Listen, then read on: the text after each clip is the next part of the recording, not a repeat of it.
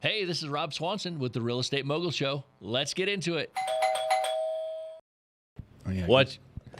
Get your timer. Get your timer.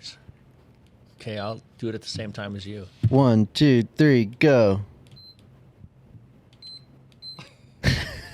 That's close enough. I whiffed on mine too. Hey, what's up, everybody? Rob Swanson here, back with another episode of the Real Estate Mogul Show. We are in the studio, and we are having a fun morning already, having some good conversations, and we figured we better sit down and turn the mic on and dive into this because it's been enjoyable over the last 12 minutes, and we've had some chuckles already. So we're going to dive into this, and we got the crew back in the studio. Let's say a quick hello and some updates, gentlemen. I think we should start ducked around the corner today with the gentleman pushing the buttons, and let him go first. Yes. All right, I can do it. All right. I am on, today will be my 47th day on Duolingo.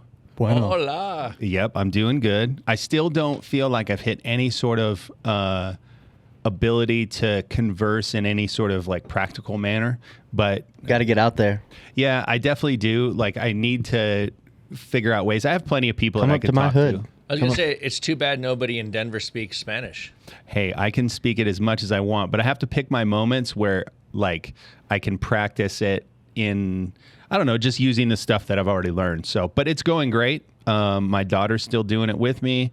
I got a trip coming up to Highlight is coming up in about a month or so. I'm going to go out to California for about a month and visit family and see my daughter for her golden birthday and hang out. So Nice. Yeah, things are great. Cool. Nice. What's the golden Cool. birthday? Golden birthday is the birthday on the day that you're the age. So she's September 26th. She'll be 26. So That's crazy. Yeah, we're gonna get gold teeth. I'm September 23rd, by the way. September 23rd. So when you Don't turn miss that. 23, Oh my gosh. when you turned 23, you had your golden birthday. Couple years. You missed it. Uh-huh. You didn't even know. Right. I didn't know. Oh, man. Henry, you'll be 23 soon. Can you have a delayed golden birthday? Do it. Yeah, everything's good over here. Had pretty fun weekend. I finally got Mike out. We hung out this weekend. Nice. Mike hung out with me. It was Oh. very limited, but it No, was. I noticed I didn't get the invite. Cool. That makes me I thought you feel- were gone for Nick's Makes me- 21st. Hey, I feel good. You were. It was Nick's 21st. Yeah, so that Spur was of the moment. That was a blast. We got to go out early, and then I have a buddy that also had been begging me to go out, and I took him out. Henry's talking about fishing, by the way. Yeah, fishing. Sorry. So you didn't use that word yet. Yeah. Well, with just you and I, it has nothing to do with fishing. I'm just glad we got to hang out outside of work. That was nice. And then I took a buddy out fishing on Sunday, which was also good. Got to hang out with him and teach him and just chat with him. Haven't really got to, Cool. talk. Where'd you guys go fish? Mike and I went up to around Copper Mountain, and we fished a new section of water on 10 Mile Creek. Yep. Got it. It was interesting. Sweet. That was interesting. Mike, what's up? So a couple things. We're getting ready. Our oldest he's going to turn 10. So we're planning for a birthday party this weekend. His birthday's not till the 26th, but that'll be fun, getting that set up. And then, Is it Lego themed? oh, totally. Wait, really? Yeah. Oh, I was 100%. supposed to guess. He had, so his uncle built him a Lego table. So it's custom and it has dinosaur feet on the sides. Oh wow. And Camden redoes the Lego table weekly. Sometimes city theme, sometimes Jurassic Park theme. So he's scraping the city, and dinosaur theme is coming back, and then he'll watch. So he's seen the Jurassic Park movies, and then he'll build some of the scenes from it. So he gets a kick out of that. And then I got to engage in some Second Amendment activities. Joe, if you can pull up the. So this was fun because I've had limited guidance dialing in a scope or an optic on a rifle, but very limited. And our niece was in town and her husband, and my wife's brother lives on 10 acres, and he's got, a big pile of dirt out back. And so I just went out by myself, and it was actually very peaceful. So I put multiple targets on this sheet. I just zoomed in on the last one, but Yep. figuring it out, you know, it was shooting high at first, then it was shooting low, then it was shooting left.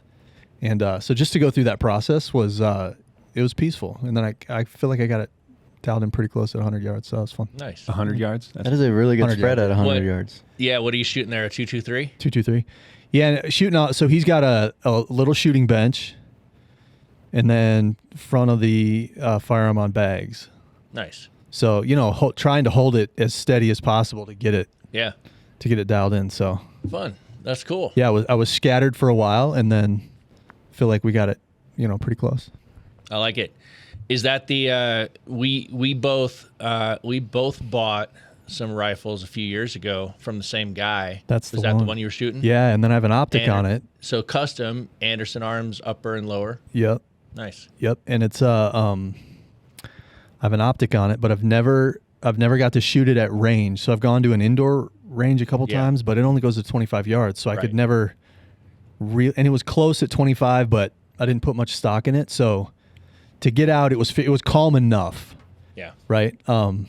It was calm enough to shoot, and it was pretty fun. My brother-in-law has cows, and so clearly we made sure the cows were out of the way, but one of the four, just hung out with me while I did this. She was over off to the left, out of range, eating, and Not, I was out. not affected by the noise. Not at all. Didn't even care. Henry, even the cows want to hang out with Mike. I know.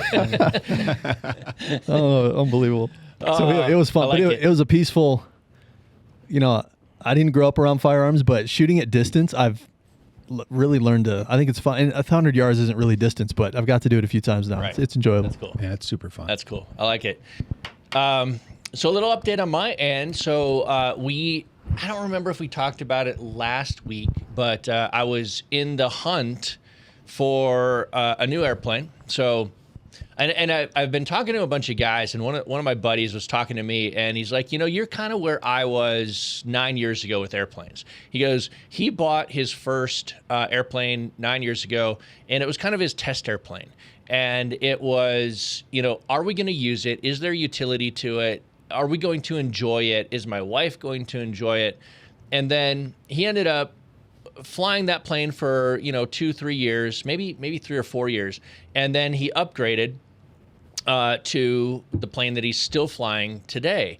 And talking to him about it, he goes, you know, that transition from kind of my test airplane to the plane that I really wanted to build utility around and what I was looking for has been a fun transition. And he said to me, it's kind of like where you're at today. The first plane you bought was a plane that when you first bought it, from a trainer plane to this, felt fast, felt high performant, felt, you know, like a cross country going machine. And he said, but you figured out what its limitations are, and you as a pilot have evolved in your skills and your abilities and your experiences beyond to a place where you're wanting more than the performance of the airplane can deliver. And so I'm in the hunt for a faster airplane. And I'm under contract on a faster airplane. And so now we're just waiting to kind of push it across the finish line. So I'll probably sell the first plane, the first Mooney J, and I'm under contract to buy a Mooney Rocket, which is kind of fun. It's an interesting, it's a cool airplane. It's definitely an airplane that is about going up high and going fast and getting someplace. And, you know, if you're a Mooney purist, everything is all about efficiency, speed with efficiency. This plane a little bit throws the efficiency, and as the later models of Mooney have come along, the efficiency has been thrown out a little bit for speed. They'll put bigger engines and they burn more fuel, and but you get the speed out of them. That's kind of what this is. It's going to burn more fuel, but I'm going to go places faster. So I'm excited for it. Yeah, a lot faster. Probably 80 to 100 miles an hour faster. Right. That's considerable. It's a big deal. Yeah. On the length of trips that we do, you know, puddle jumping from here down to Colorado Springs or up to Fort Collins or Cheyenne or whatever, you won't notice a couple of minutes. You'll notice the fuel burn. Like it'll cost more money to do it, but you won't notice the number of minutes on a short trip. But as soon as you start going 500, 800, 1,000 plus miles, it becomes significant to the tune of hours off of your flight time. So it'll be fun. So that's a little update on me. Once we get it across the finish line, I'll show you what we're working on. Rob, once you have it, we'll take this whole podcast studio into the plane. That's right. And then we'll just record at 10,000 feet. That's right. Sick. You know, it's funny. One of the things about this airplane is it's a conversion. So it takes a Mooney turbo, and it takes the whole front firewall forward, the whole front factory engine off, and it puts a whole new turbo, much bigger engine on the front. Then it does some other mods as well. But one of the things that Mooney always gets a little bit of a penalty for is useful load. Now, I'm not a big guy. My wife's not big. We are like the perfect size to fit in a Mooney. We fit perfectly. We can still, load it up with payload. What's interesting, though, is this airplane, I've had to play with the weight and balance much more so than the Mooney J that we're flying now, just because it's so much heavier up front that the center of gravity gets slid forward depending on how you load the airplane. So I have to be much more aware and cognizant of loading. Yeah, that's interesting. That makes sense, though. So anyway, it's been fun. I've been enjoying doing it. It's a pretty cool community. I've probably met, I'm just under contract, but in the Mooney community, there's the small niche of different plane owners. And the Rocket guys have all been pretty cool. I've probably talked to 6 or 8 of them over the last week. Is that like Facebook, or is it more like a blog style or online forum kind of thing? I met them through a Mooney group, pilots group on Facebook. And then we've just connected via cell, talking to them. Yeah, it's cool. A bunch of good dudes. Shout out the Rocket crew. Yeah, shout out Rocket to the crew. There's a small, tiny cohort for everything out there now. Is. Like literally, whatever your hobby is. Totally. There's Rob, a group for it. First flight, Elton John, Rocket Man. Just to, to initiate. Yeah, totally. Exactly. We could go live from the hangar. Yeah. Yeah. Here's a funny thing. I made a post on Facebook, and I said, wanted 242 knots, buying 228 knots. I think I saw this. # will pass a Cirrus. Okay, that was my post, and it was so. I got a little bit of hater pushback by a guy who said haters gonna hate, and I'm like, that's actually kind of funny because I don't hate at all. Cirrus is an awesome airplane. Cirrus is a fast airplane, and the reason it would have made no sense to me to say # will pass a Cessna 172, right? You have to say will pass a fast airplane. Right. And so there was no hate. It was comparison to another fast airplane.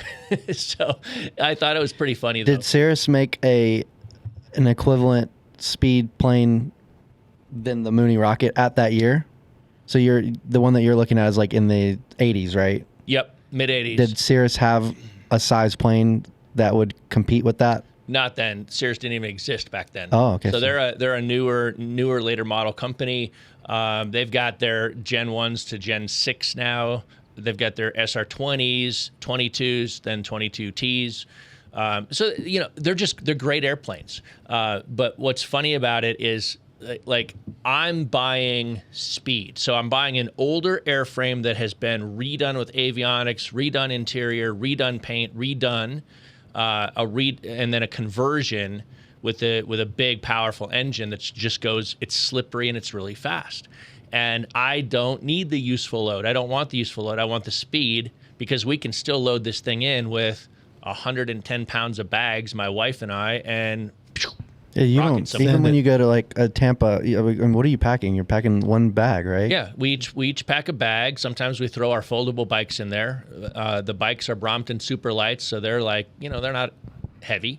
So anyway, enough of airplanes. I could talk airplanes for another hour. totally could. Yeah, It's super fun. But let's get into this topic here. Neighborhood gold. I want to start us down this line of thinking about different neighborhoods. And as a real estate investor, or as a person who says, I want to build wealth through real estate, how do you think about different neighborhoods, and what do different neighborhoods lead you to? Okay. My introduction to sort of neighborhoods and the exposure to neighborhoods started, and I've told this story, I don't know, a month ago on here. The Hilltop region of Tacoma, Washington, years ago is my first exposure to a neighborhood that over a 9-month period flipped, like went from the hood and, boarded up, abandoned, rough area to flipped. And it became pretty nice and all of a sudden desirable. And, and so the question is a couple, and so from there, I've seen that time and time and time again, sometimes because I was intentionally looking for it, other times because I happen to be in it and participate with it. Another great example of that is here in the Denver area, Hoffman Heights, just south of the hospital out in Aurora. Great anchors, right? Shoots. Yeah. Yep. So just south of the hospital was Hoffman Heights, 1950s brick ranch houses, and years ago, it was a decently C- grade neighborhood, lower working class. I don't know that I would have given it a D, but a C- to a C. And with the anchor of Anschutz and $1 billion in medical redevelopment, that place just flipped and turned. And I don't think I've ever been down there. Yeah, it's one of those areas that I'm like, oh man, I should have kept the houses I owned in there. Only regret in real estate is the houses you sell. What's the neighborhood closer to, like, I guess East Aurora, like closer to the airport? That's not what you're talking about, right? No. Oh, okay. I Rob, can show you. Wasn't there a house where that we flipped? We got a hold of that a murder took place in the basement. Yeah, that wasn't Hoffman Heights, but yes. But that was down by the medical campus, wasn't it? East of it. Maybe. I have a vague memory of that house. Mm-hmm.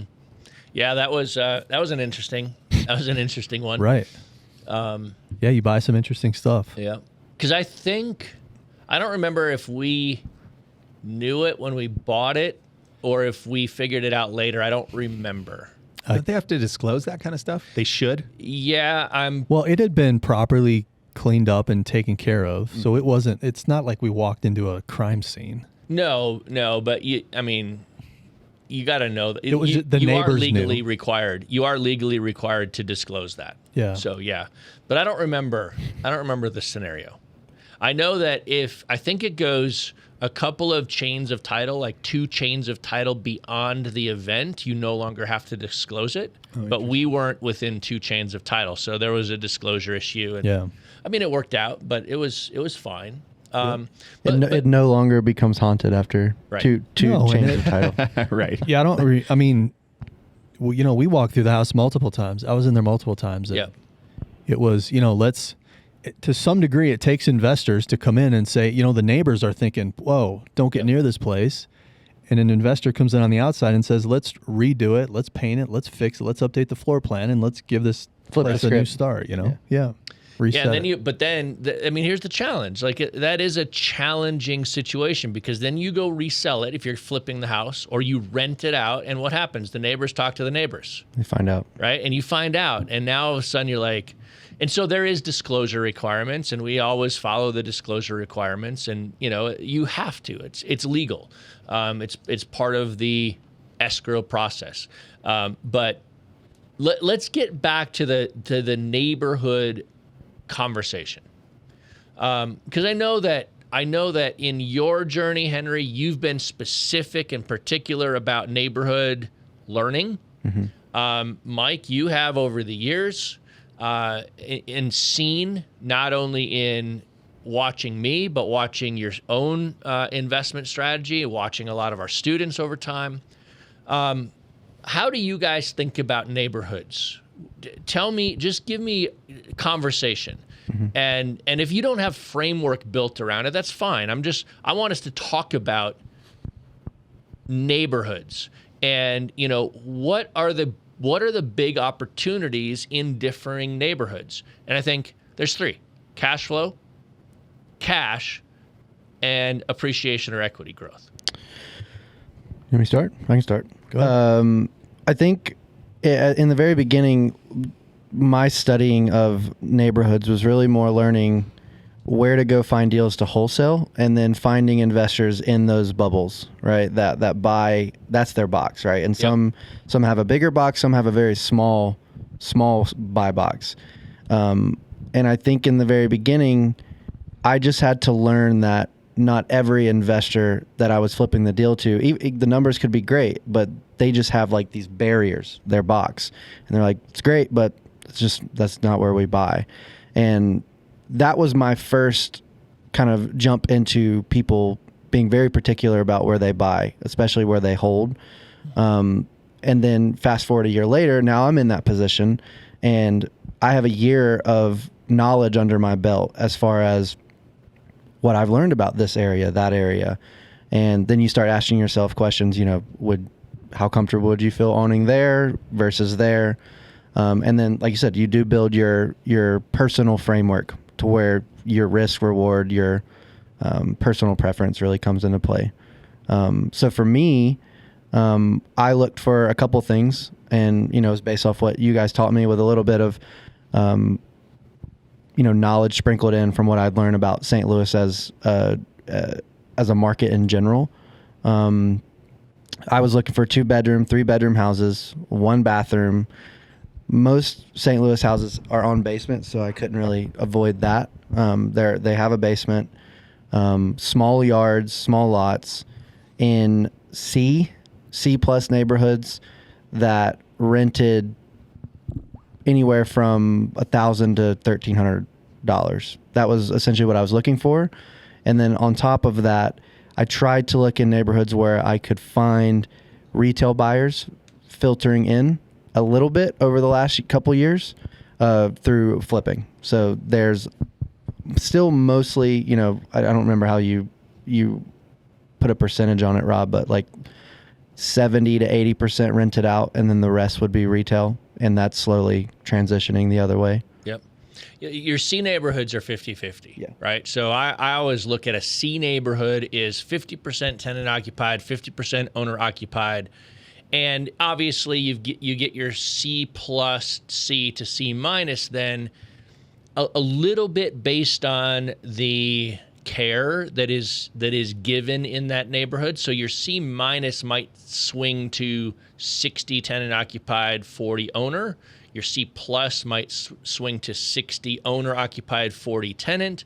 And then your classic C is 50-50. Now, again, these are just really rough. And we've got an entire training on sort of neighborhood grading, right?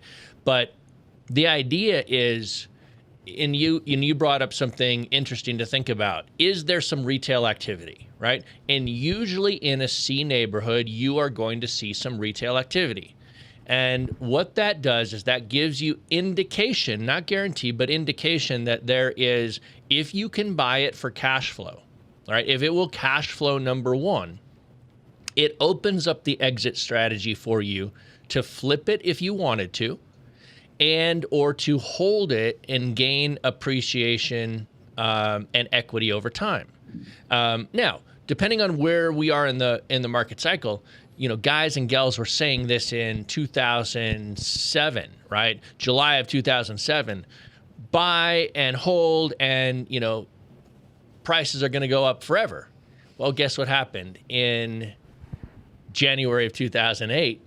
Actually, August 13th, 2007 is when Wall Street stopped buying the debt and the turn started to happen, and there was a loss of value.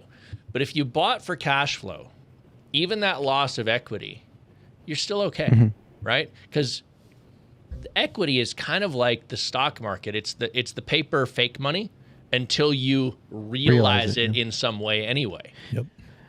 Go ahead. No, I was going to say, as you start studying into that a little bit more, then, you almost like mentally grid out, like for me, St. Louis on a map. Like I have a grid in my head where I know where things happen and don't happen, because the more you learn, you find out, that neighborhood or that municipality meets all your criteria, but they have a rule that says, only rentals that are grandfathered in can become or stay rentals. Anything else that's new, they're trying to put in, neighborhood rules where, 80% of the block needs to be owner occupied, not tenant occupied.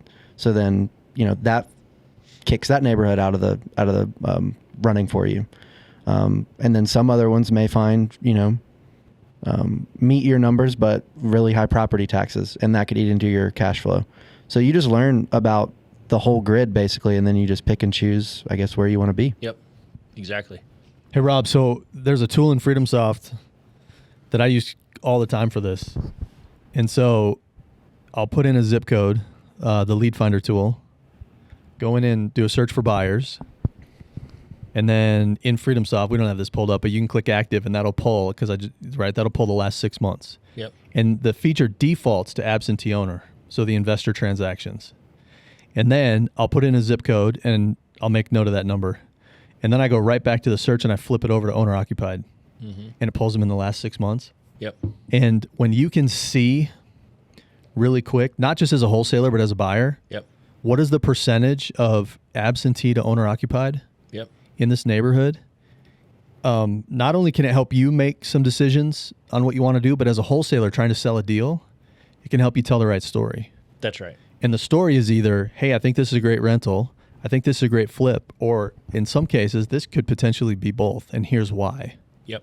Right? Because I have pulled, some own zip codes I was looking at, and student zip codes, live on a training, let's figure this out.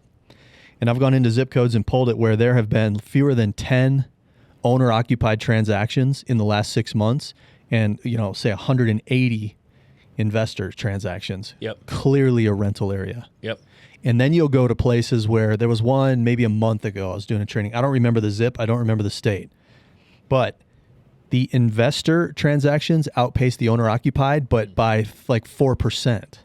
Because then what you can do is you can take the total investor plus the total owner occupied, right? Now you have your total, and then divide them and you can figure out what percentage is it. Yep. And it was something like 56-44. Yep. Really close to that 50-50 number. Yep. And from a, either from a buyer standpoint or from a wholesaler standpoint, this is incredibly valuable info. What is going on in this neighborhood in the last 6 months? The other thing is if you're tracking your own market or your own markets, to track these stats, maybe pull them quarterly, and you can start to watch trends. Yeah. What's going on here? Are the fix and flip investors moving out? If that's the case, the number of absentee owner transactions will climb, or you'll see the opposite, or you can see it hold steady. Yeah. And you can start to see over time what is going on in these areas. And so I don't know that, let me back this up. I know that a lot of our students that have taught, they don't know to do this. So I'm bringing this to the forefront frequently, right? When people bring an address in, I'm showing them how to do this. Yep.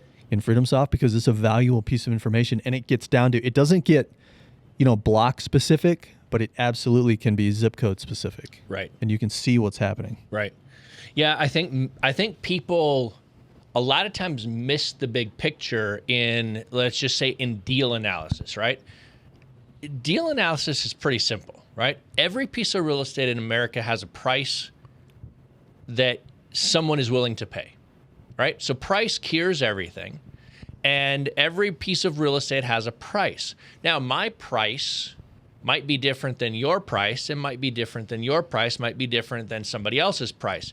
But I have a price that I would be willing to pay for every piece of real estate in America.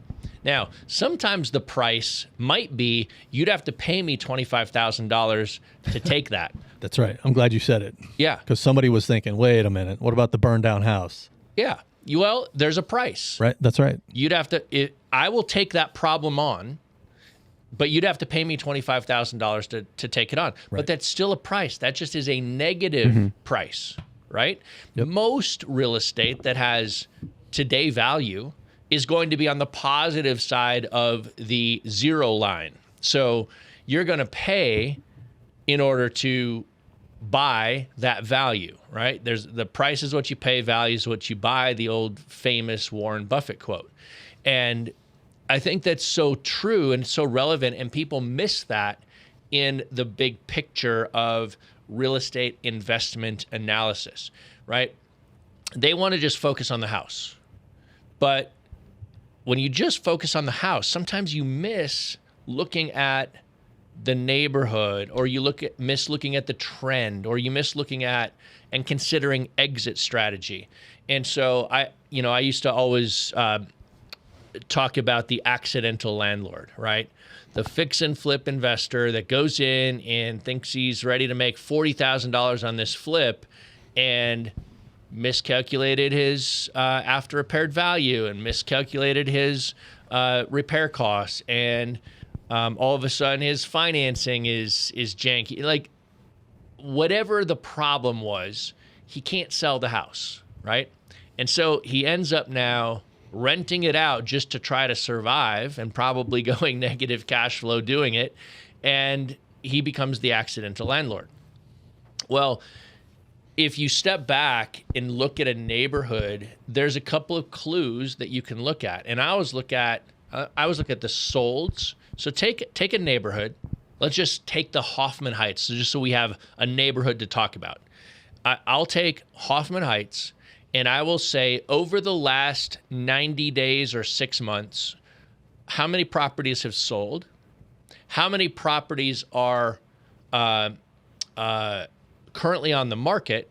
And how many properties are under contract? So solds set price. They tell you what people are paying. The available properties is your supply. So it's the inventory, or the supply of the supply and demand equation. It's the supply side. So available, listed, the number of listed properties, and then you get the under contracts, that's the demand.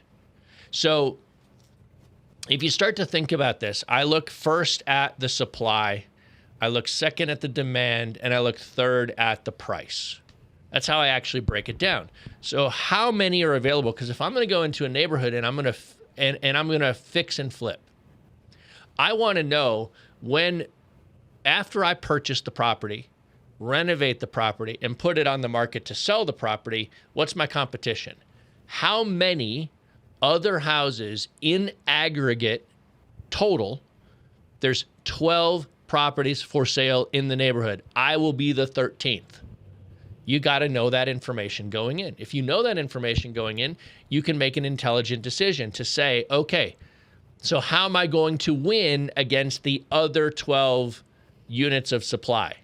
Well, there's two ways to win: price or condition. Price and condition, yep. You got to either be the cheapest, the lowest price, or the best condition.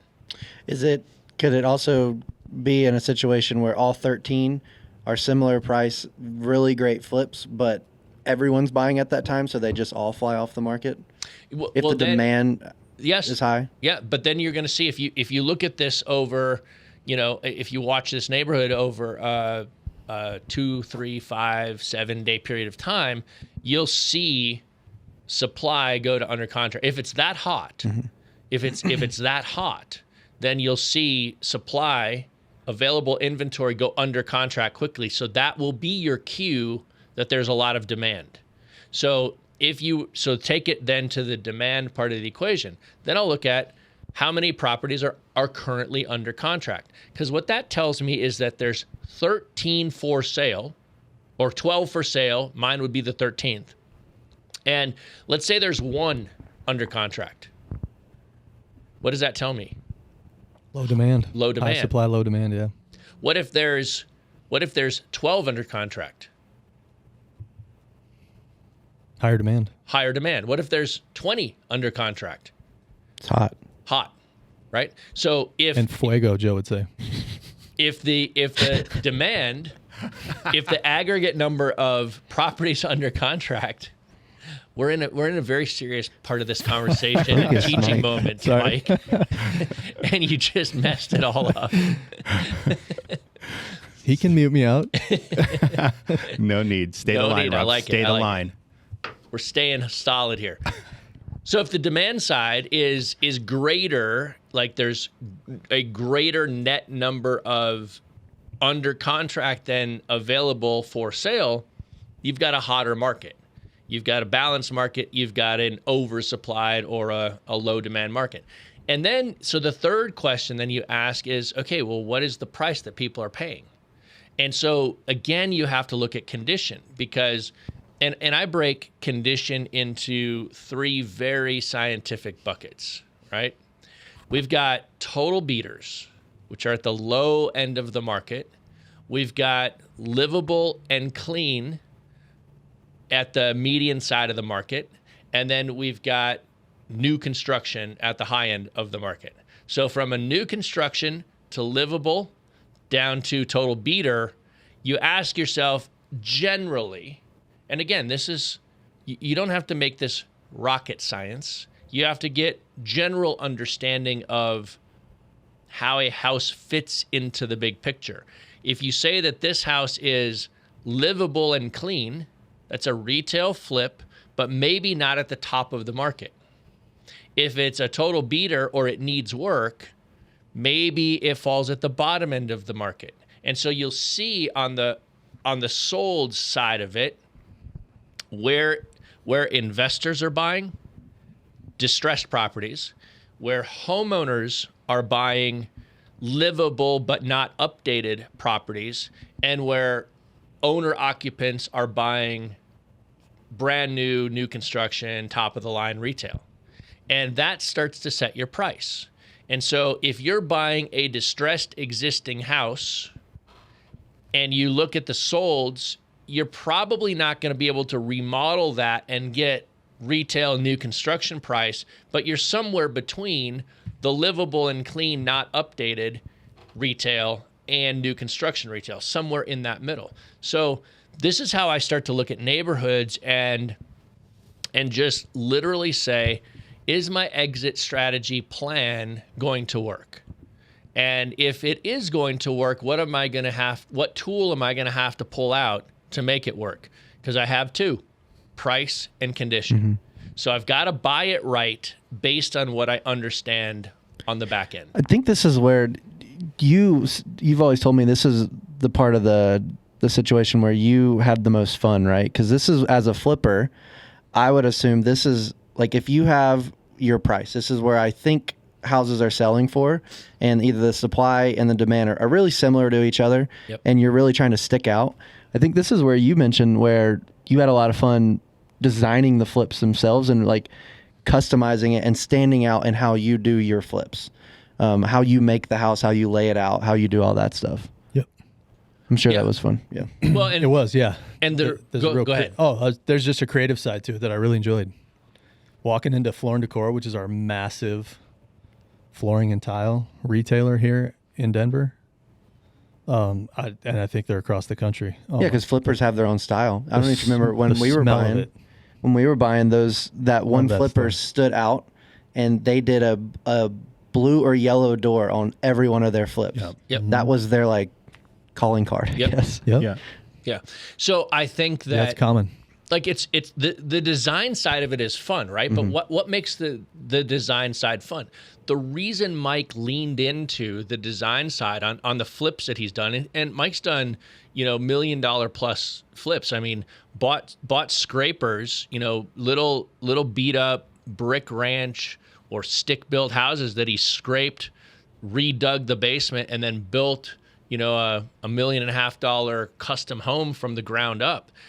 The reason he knew to do that, and the reason then it was fun to look at the design, is because of what we just talked about. Because he knew that in order to get his exit strategy and be profitable, to execute the plan, he had to understand what the competition was doing. Not because he was afraid of the competition, but because he had to recognize how much competition is there. What do I have to do to be different or better than them? And which lever do I have to pull? Is it going to be price? Am I only going to sell? Does everybody have the coolest, hottest, newest, fanciest, best thing? Well, then I have to be the cheapest, best thing. So now I know that I got to buy it right better. I have to run my construction crews better. I have to buy materials better. I have to create my margin in every way that I can. Or is all of the retail activity fix and flippers versus a scrape and new construction rebuild, such that I'm going to be the highest price and I have no other competition in my sphere, but I'm also the best condition, the best house. And so if I can see that there's a lot of demand and I can see that my prices push to the top, I can make that decision as a flipper. I better be in a high demand area though.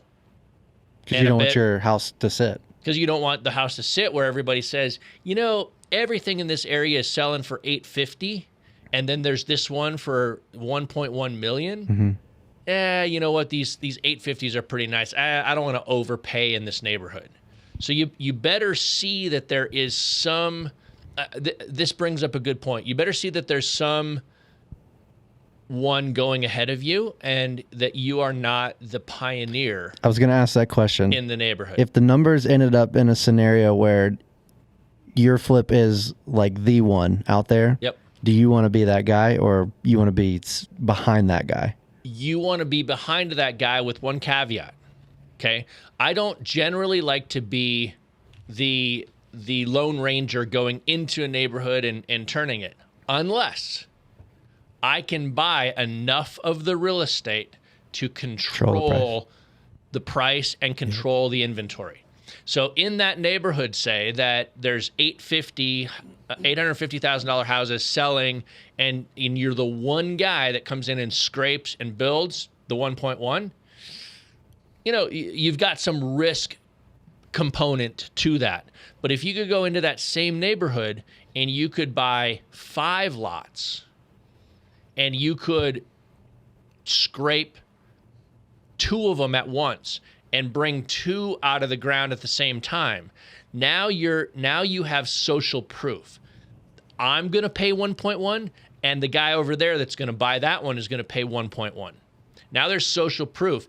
And when you can show that, oh, look, these 3 are coming behind it, they're going to be expensive too. Now the social proof part of it kicks in. The buyer, the retail homeowner, doesn't think I'm the Lone Ranger, because there's other houses that look like mine, basically. There's other houses that look like mine, and people are paying my price, and they're okay. Like I'll give a good example. The house that I live in right now, we years ago, and I've told some of this story. I've probably told the whole story, but a few years ago, I was an investor. And I was thinking about, I got to get a good deal on my house. So what we were going to do is we were going to go buy some land, custom build the house, and yada, yada, yada. And I just never got around to it. And my wife finally said, hey, we're going to move. and that's the day the decision was made. Anybody that's married understands how that is going. Because I kept telling her for 6 months leading up to it, yeah, we'll move. I just got to find the right lot. I got to find, let's get the builder lined up. Let's figure this out. And I never took action on it. I never got it done. And the reason I wanted to do that was because I wanted to buy the land, build the custom house, and have instant built-in equity. I was thinking about, I wanted to be an investor. And this is a whole different story and a whole different conversation. But that experience is what reframed and retaught me to say, you know what? My personal residence is not my investment home. It's what we want to live in. So if you can do it, just go pay and buy what you want. It's an investment, but an investment elsewhere. Yeah, it's towards your family. It's an investment in lifestyle and choice. Make memories and exactly. Yeah. And so anyway, long story short, we decided to move. And we found the house that we liked. I've gone through the whole decision matrix process of evaluating this mathematically, because I'm an engineer nerd like that. And I ended up overpaying. I won the bidding war. That's all that matters. I won the bidding war. But let me tell you something. If I wouldn't have won the bidding war, when I went in, you know, I introduced, when I first moved into the area and I would meet some of my neighbors, I would introduce myself as, hey, I'm Rob. I'm your comp. Like, I was the high price comp. I was the guy who was the $1.1 million house when everything else, you know, was not yet that. But guess what today? Today, what I paid, like, has almost doubled in price. Now, thank you, market economics, right? That has worked in my favor.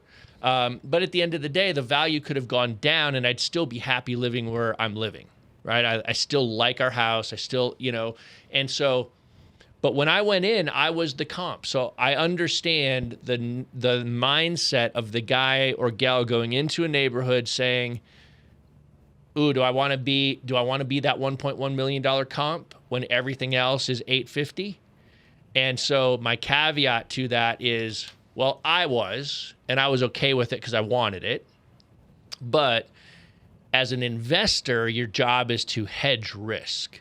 And your job as an investor is to not roll the dice and say that a bidding war winning Rob is going to come along and just snag it up.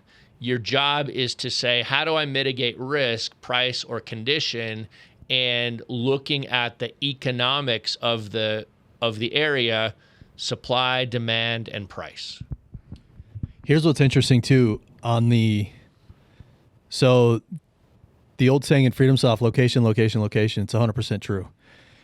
In my opinion, you get into some of the neighborhoods in Denver, and I've flipped houses in some of the not some of them, in the less trendy areas of Denver, and I've flipped a few in the really trendy areas in Denver.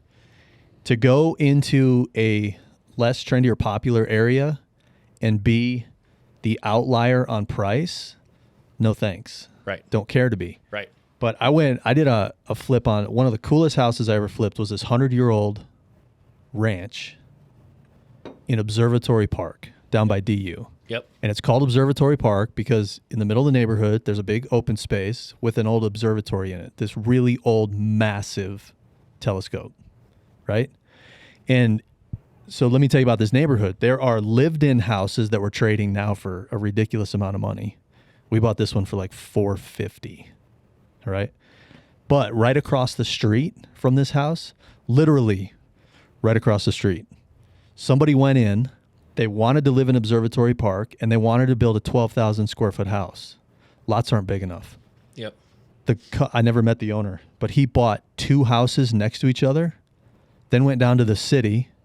I want to knock both these over and convert them, and he built a massive $4 million house. Yep. He was willing to be the outlier. Yep. Because he wanted to live there. Because he wanted to live there. Now, are there other, within multiple blocks? To my knowledge, there's not another house this size. It's a one-off. Yep. Even right now? Even right now. If he wanted to sell it, could he sell it? Yes. Why? It's an Observatory Park. Right. So the location has a lot to do with this risk that we're talking about, and what are you willing to go in and do? That's right. To a house or buy. I have this weird ability to sometimes remember addresses and street names. Was this your house on Humboldt? No. Okay. Nearby, but this was here's why this house was so cool. You get these 100-year-old houses and they had stained glass up front. Yep. None of it was broken. So it was a rental for the guy that lived right across the street. So this was a corner lot. Yep. And the guy who lived right across the street had also bought this one, and he rented it for 50 or 60 years. It was perfect. You walked in. Humboldt was a corner lot too. I think so. You probably remember it more than I do. Sounds like you walked into this open area through the porch, and there's the 100-year-old fireplace with all the woodworking around it. No missing pieces. Then you walk back into the living room, and it had that old lattice work. None of it was broken. So they never rented to kids or, people in a rock band. He just rented to calm, folks. And it still had the 100-year-old push-button lights, the on-off switch. Yep. Wow. Do you remember these? Yeah, totally. You push the top one in, it turns on. You push the bottom one in. And it had the 100-year-old fixtures, which we kept some of them. Did you? Did you redo them into the into your We redo, we or did you updated- sell them on No, a vintage no. site? We kept a few of them into the remake. Okay. And we didn't keep the 100-year-old. We had to update the Yeah. electrical, Yeah. but some of those old fixtures still popped, Yeah. which was cool. So it had this. We made it live modern, but it had this. You're walking into history. Yeah, that's cool. Anyway, So cool. it was neat. That's fun. Yeah, I mean, that stuff is fun.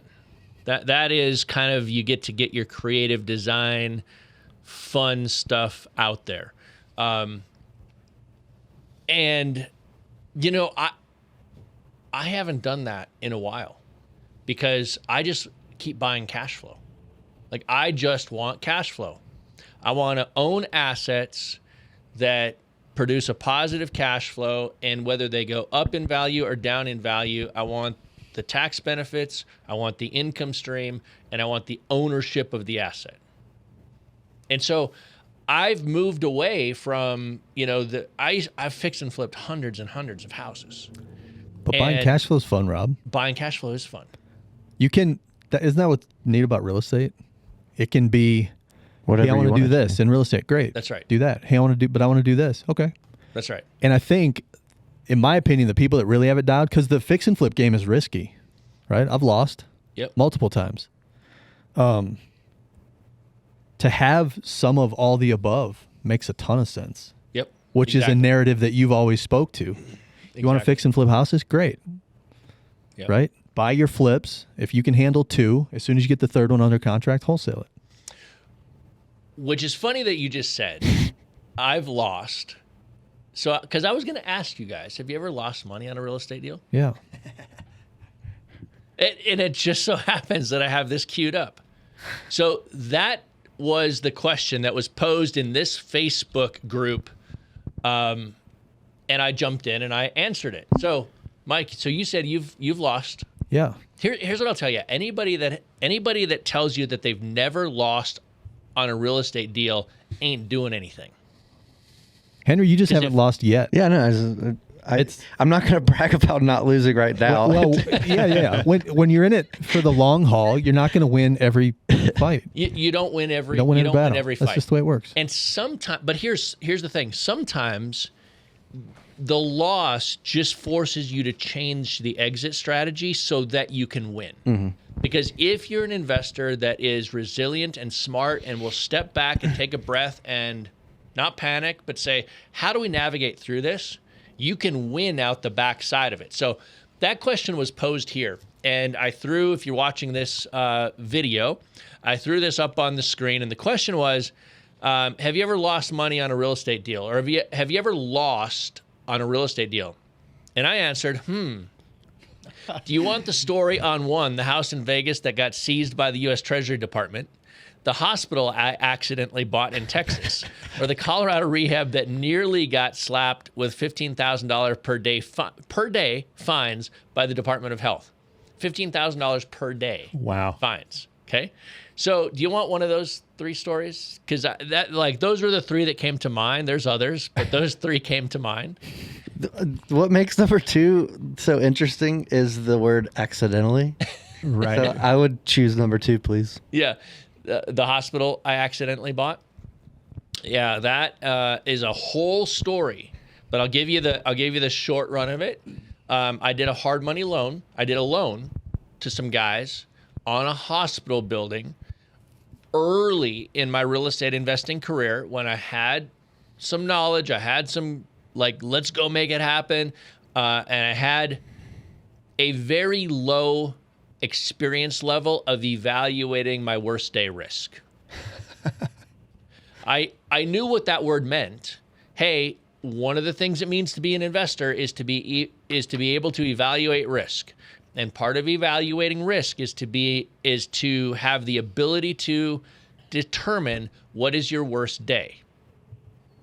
The measure of a good investor is to actually understand and be truthful about what that worst day is. And I wasn't. So I made this loan. These guys defaulted. I ended up having to foreclose on the house. Title was Hospital. on the hospital. Yeah, that's right. That's right. It was a 70,000 square foot abandoned hospital building. What was it? What was their plans? They had it.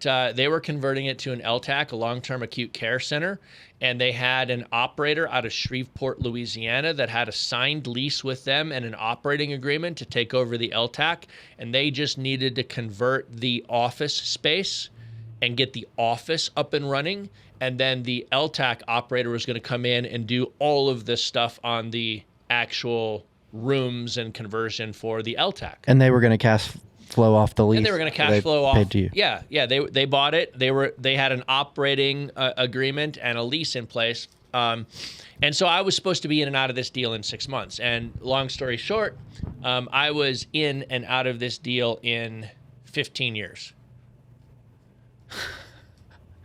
And there is a whole story about that. We had a buyer, and 2 weeks before closing, he died. He passed away. Okay, I'm not laughing at that. I was laughing at the previous statement. He passed away, and his family took over their investment fund, and they seized all operations. Like, they stopped. So we lost our buyer. The city sued us. The county sued us. We sued the county. We sued the city. Like, it was, boy, did I learn a lot on this deal. Boy, did I learn. Boy, did I learn. But it is a whole story. We could have a whole show on this at some point if we ever want to. If you guys are interested in hearing that show, Never let us land know. on a hospital, or just Let us know. What's the big no. takeaway? Like, what's your big takeaway from that? I had no business lending on a hospital because I had no interest in operating the hospital. So I had interest in making my return on my hard money loan and getting paid off and being, ooh, this is great. I had no business or desire to operate or figure out the legal walkings of operating a long-term acute care memory care center in Texas. And so that was my evaluation of the worst day is, I figured this was a pretty slam dunk deal. And this was a long time ago in my early days, right? And I made this loan 6 months in, and they paid like clockwork for like 9 months. And then all of a sudden, payment didn't show up. And then it was late, and then it didn't show up, and then it was late, and then it didn't show up, and then it was late, and then it didn't show up, and then it didn't show up, and then it didn't show up. And pretty soon, we got to a point where we were seriously in default. And I knew that I was going to have to, these guys were no longer the operators. I knew that I was going to have to foreclose and step into the role and figure it all out. if they had already gave way to the lease, why weren't they paying? Because the guys for the lease bailed. Oh, Stop okay. paying them, So probably. I didn't evaluate what happens if these guys on this lease don't come through. Or what if these guys can't get there were, at the end of the day, who cares about all of the steps of what could go wrong? The worst day evaluation was, am I interested in owning and operating a long-term acute memory care facility in Texas? And the answer would have been no. So I should have reversed all the way to the beginning then and said, I'm not going to make this loan. In an alternate world, you currently live in Texas and you own that memory center. That's exactly right. I could. Rob, on a side note, I've got this hospital opportunity that came up I want to talk to you about later. You know what another funny thing is? You in a white jacket or a white coat, a lab coat? Yeah, that's pretty Memes for funny. next week. Just speaking about Texas for a second, during 2020, during the COVID era, my wife and I said to, and this is a Texas sidebar. My wife and I said to us, we should go buy some land. Like, we should have some land, like, just away from the city, away from like people and blah, blah, blah. And like, in my mind, I'm thinking, I don't own a bunch of land. And then we started talking about this, and I'm sitting there one day and I'm like, wait a minute. I think like 15 years ago, I bought a bunch of land down in Texas. Jeez. I'm learning so much during this podcast. And here's what I did. I told my accounting team, always pay the taxes. Let me know if anything funky happens, but I just never want to think about this land again, and I want to own it, and I never want it to go away. And so you don't have to tell me anything about it. When the tax bill comes, I want you to pay it and then just stick it in the file and move on. So for years, like I haven't thought about this. I haven't seen it. I haven't done anything. And the taxes just been being paid by the team. Taxes were paid. And so we're having this conversation. Like, wait a minute, I think we own some land in Texas. So I went into the file and I pull it up and I'm sure enough, we owned land in Texas. Accidental landowners. Next episode. Wait, where's this at? You can't drop this an hour into the podcast and now we can't keep talking about it. It's like, what? It's in Texas. That's close enough. So when I get the new airplane, we're going to fly down to Texas and we're going to go check out our land in Texas. Amazing. And, yeah. Anyway, Hey, we can talk about that later. Tiny home rentals on the Hire a land? grader. Well, and we put a little dirt strip on it. Right. There is a little strip, about 3 miles from nice. where the land is. I don't know how improved it is. Yeah. But anyway, it's not far. That's cool. It's I don't know, 45 minutes out of like Bryan, Texas, and Waco. Like it's there somewhere south of Dallas, north of Houston, somewhere in there. This is like Somewhere between Dallas and Houston. this is like you bought a gold Rolex, put it in your safe, and then you finally realized that you had a Rolex in a safe 20 years later. Yeah. Do you know anything about this land? No, not off the top of my head. That's why we're going to fly down there and look at it and figure it out. Because I actually have that thought process. I bought it so long ago, and the sort of evolution of short-term rentals and like you can do some cool things like glamping kind of things today that kind of we're thinking about. Maybe we short-term rental and do something cool down there on some of this land. So we gotta figure it out anyway. Accidental landowner in Texas, and it took the COVID experience to remember. It shocked it. North Texas, Thank you, South COVID. Texas, Well, south of Dallas. south of Dallas. Yeah. Huh. Cool. Anyway, and I'm just going to say this on the sidebar. I'm not always oblivious to what I own. I just, it was one of those things that I just bought years ago Yep. and said, set it aside because I just want it sitting there. I just want it. How much land is it? Is it like acreage? It's probably 5 acres. Okay. So not a ton. Yeah. It's not like hundreds of acres. Right. Yeah. It's a tiny little bit. I mean, I paid nothing for it Right. years ago. It was a marketing experiment actually. Why I bought it. It was a marketing experiment. I was like, I wonder if this concept of buying recreational land works. And so I dropped direct mail and I got all these people calling me and they were giving away their land. And so I'm like, yeah, I'll take that one for $25 and that one for $100. Like I got nothing into it, which is why it's not like I paid hundreds of thousands for this land and then forgot about it.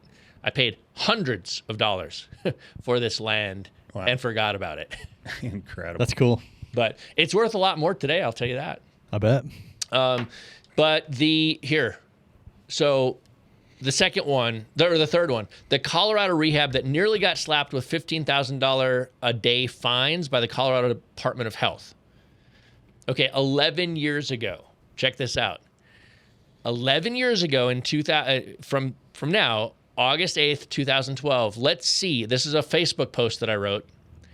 In response to that land or to that house that got red tagged and threatened with fines by the Colorado Department of Health, let's see, will my site plan get approved tonight? We'll know in an hour. So the question is, do you ever lose? I didn't end up losing on this deal, but you know what it took? It took a complete rethinking of how to tackle this deal. This was supposed to be an in and out 6-month fix and flip. Just in and out, very simple. We've done it hundreds of times. But it happened that this house was in the city of Edgewater in Denver, within a line of sight of the mayor of city of Edgewater's office. So as soon as we went under, and this house happened to be one of the final remaining houses that did not comply to the new setback rules. So they were trying to figure out how to make this house go away for a long time. And it just so happened that once I owned it is when they figured out how to make that happen. I like your last two sentences. Yeah. I was Okay. reading that too. All right, so let's see what it says here.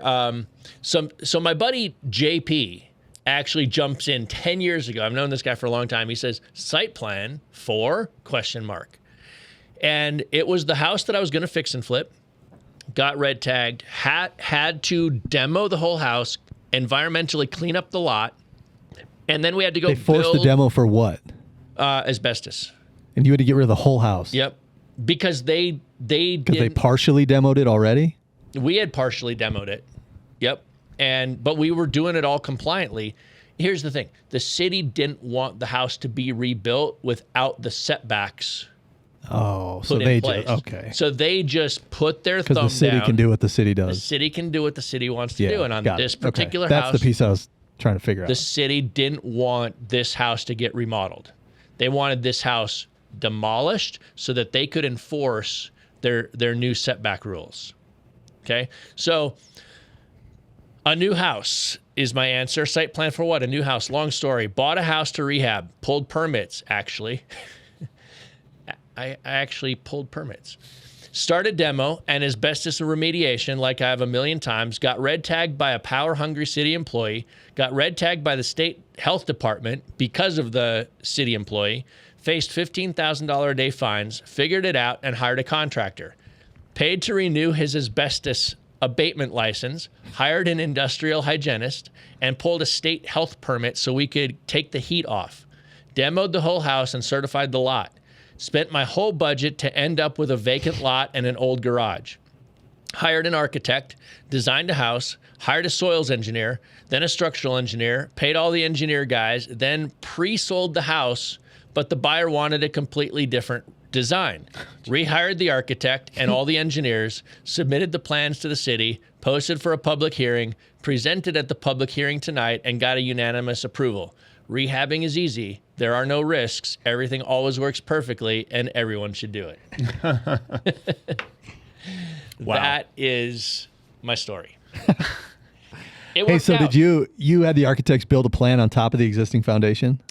No, we had to demo the foundation Okay, and you and did. pour a whole new foundation. No kidding. Yeah, because they required us to move the setbacks. Oh, This that's is in right. That's right, Edgewater that's today, right. Yep. like near Edgewater Market. Gross. Or, Yeah, I could. It's a block and a half off of Sloan's Lake. I could take you down there and show you the house. It's a awesome house. and it's an awesome area now Yeah, too. it's a That, cool that area. area is Super great area. Yeah, that's a Pops, great idea. yeah. Super great area. All right, guys. Well, let's do this. Let's go into our last session as we wrap up here. The mogul memes, the Mogul meme. session that has investors laughing. All right, here's a good one, guys. When the seller says the roof needs to be replaced, would you look at that? you guys have all seen this guy, right? This guy is hilarious. Oh my gosh, have you seen this guy, Mike? Okay, good. And this is Is he the one that buys somebody's car? Yeah. Yeah. Publicly and then okay. Yeah. This is, if you look at the bottom of the screen there, you see the date. This was posted on the Freedom Real Soft, Rob Swanson. the Freedom Soft Instagram, I think. From the And- archives. From Is the that what this is? archives, yeah. I was down a rabbit hole and Hey, we got pulled some. it up. We got some mad meme skills running around here. Yeah, you were Apparently for a while. tip of This the is spear. old Yeah. school. Yeah. Yeah. We were tip of the spear when it came to mad memes for real estate. All right, here's another one. Investing your life savings into stocks that you have zero control of. We got Drake here putting his hand up. Investing in real estate so you can control cash flow exit strategy and ensure your investment. Yes. That's right, baby. Real estate. That's where it's at. I'm not throwing back. I'm coming up with new. All right? I'm Hey, I bringing like the it. new stuff. I like it. Yep. I like I like it. Rambo, right? Oh, I'm okay. Yeah, but he's beat up. Haggard. He is haggard. He is He's beat. coming out saying I'm okay. Investors leaving a boarded up house that has been inhabited by cats for the last 5 years. Oh yeah, cats. The smell of money. The smell of money, honey. Yeah. Gross. All right, guys. Well, hey, that is a wrap. Do you guys have anything to add as we just bring this one to a close? No, you just accidentally made our next 4 episodes, basically. It's gonna be story time with Rob. Hey, Yeah, it's going to be super 100%. fun. When I fly down to Texas and look at my land, I will bring a camera and we'll do some stuff and we'll take a look. It'll Nice. be fun. Hey, so when you land, since we're theming your flights, you're going to play Buy Dirt, that country song. All right, we'll play by dirt. We'll figure that out.